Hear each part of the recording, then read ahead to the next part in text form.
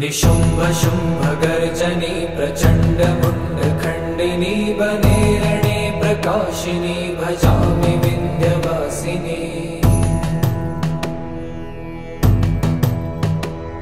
त्रिशूलमुण्डधारिणी धरा विघातहारिणी गृहे गृहे निवासिनी भजामि विन्ध्यवासिनी। दरिद्र दुःखहारिणी सदा विभूतिकारिणी वियोग शोकहारिणी भजामि विन्ध्यवासिनी। लसत्सुलोललोचनं लतासनं वरप्रदं कपालशूलधारिणी भजामि विन्ध्यवासिनी।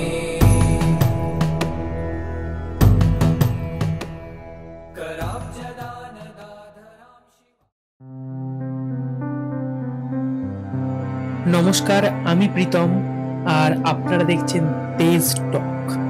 আমরা আজকে যাচ্ছি স্পেশাল একটা জায়গায়, কল্যাণীতে, অর্থাৎ কল্যাণী মাতৃমিশনে বীরাচারী কালী পুজো। এবার মাঝপথে যেতে যেতে রঘুদার পেয়ে গেছে খুব খিদে, বলছে যে সবাই কিছু খাবো তারপর আমরা যাব। তো মিষ্টির দোকানে ঢুকে আমরা অল্প কিছু জল খাবার করে নিয়ে আবার চললাম কল্যাণীর উদ্দেশ্যে।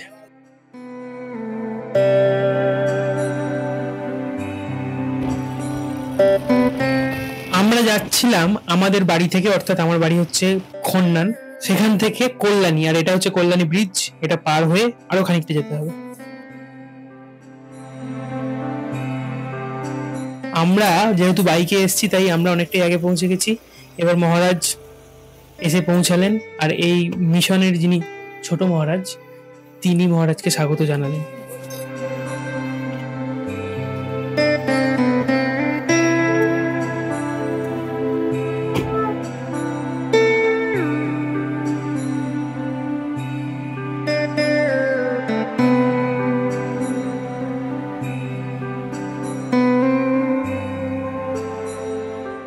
মাকে প্রণাম করার পর এবার আমরা অন্য একটি ঘরের দিকে চললাম, আর মাঝপথে যেতে যেতে বড় বাবার সাথে দেখা হলো, মাতৃমিশনের যিনি প্রতিষ্ঠাতা।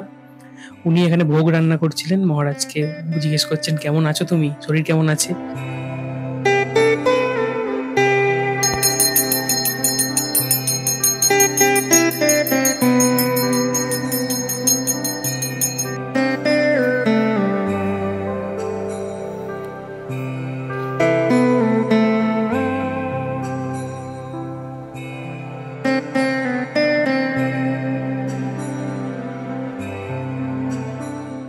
পুজোর জোগাড় চলছে, যেমন বুবাইদা বেলপাতা বাজছে, শুভম সুমিত ওরা পুষ্পপাত্র করছে, এদিকে রঘুদা সমস্ত কিছু তদারকি করছে, পুজোর জোগাড় গোছাগুছি করছে। আর জায়গাটাও খুব সুন্দর করে সাজিয়েছে, এবং ষোড়শোপচারের যে দুটো ষোড়শোপচার হবে, একটা হচ্ছে মায়ের আর একটা হচ্ছে মহাকালের, এই দুটো ষোড়শোপচার গুছিয়ে রাখা আছে। এরপরে মহারাজ চলে এসছেন পুজোর জন্য, সমস্ত কিছু গুছানো রেডি হয়ে গেছে। মহারাজ পুজোয় বসে গেছেন, আমিও বসে গেছি তার পাশে।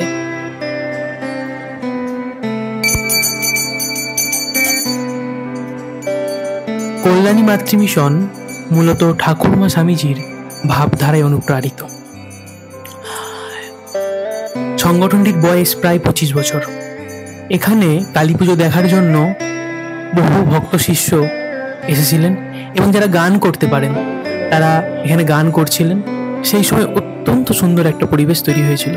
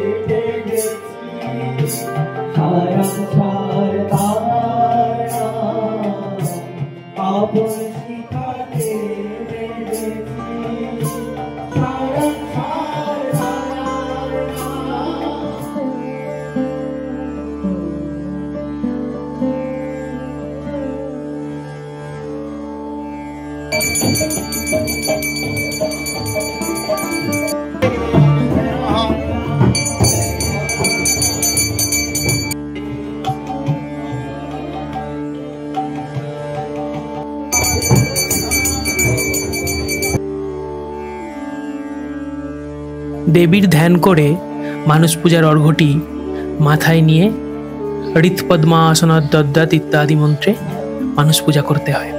তারপর সেই অর্ঘ্য ঘটে অথবা দেবী পটে দিতে হয়। আর এই সময় এত সুন্দর পরিবেশ তৈরি হয়েছিল গানের মাধ্যমে, কিছু বলার নয়।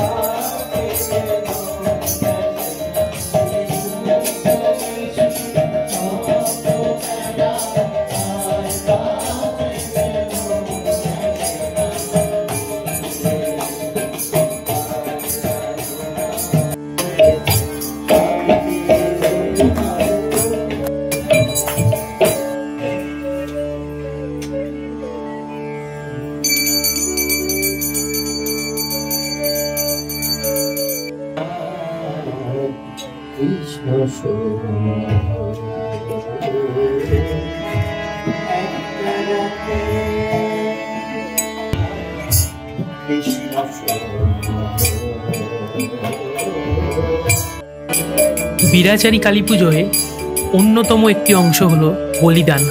আর এই বলিদানের অনেক কটি নিয়ম আছে। এক তো প্রত্যক্ষ বলিদান, আর আরও হচ্ছে বলি নিবেদন।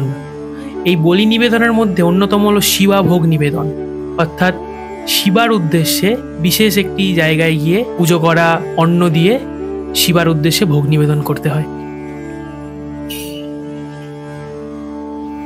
শিবা ভোগ দিয়ে ফিরে আসার পরই শুরু হয়ে যায় ষোড়শোপাচার, অর্থাৎ মূল যে ষোড়শোপাচার নিবেদন মায়ের, সেই ষোড়শোপাচার নিবেদন শুরু হয়ে যায়।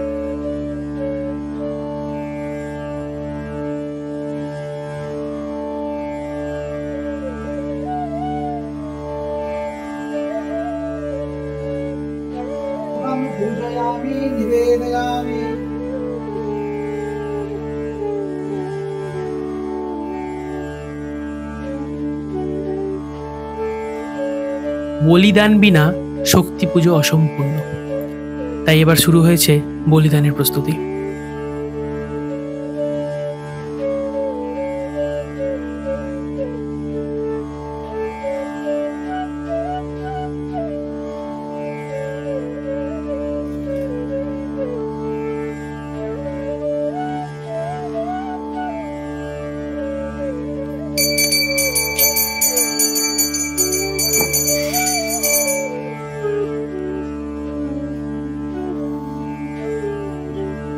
পুজো বলিদান শেষে এখন চলছে ভোগ রাগের প্রস্তুতি। রঘুদার শুভম ভোগ রাগের জন্য মায়ের ভোগগুলো এনে রেডি করছিল। তারপরে মহারাজ ভোগ নিবেদন করলেন। তারপর শুরু হলো মায়ের ভোগ আরতি।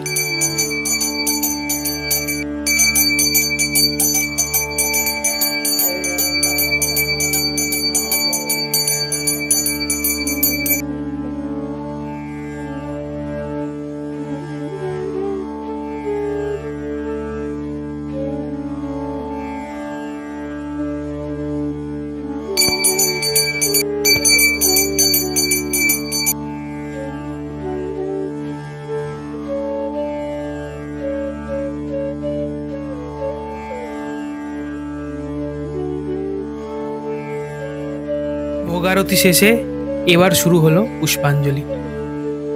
অপবিত্র পবিত্র বা সর্বাবস্থাং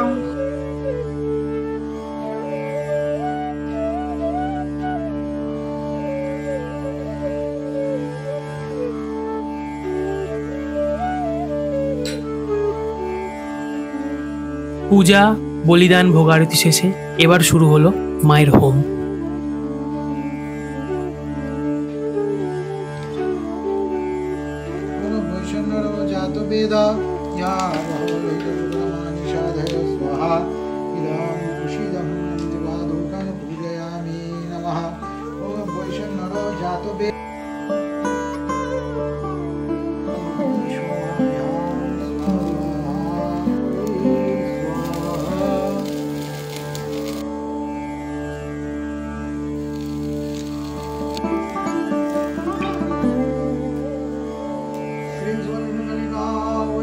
হোম শেষে এবার পূর্ণাহুতি।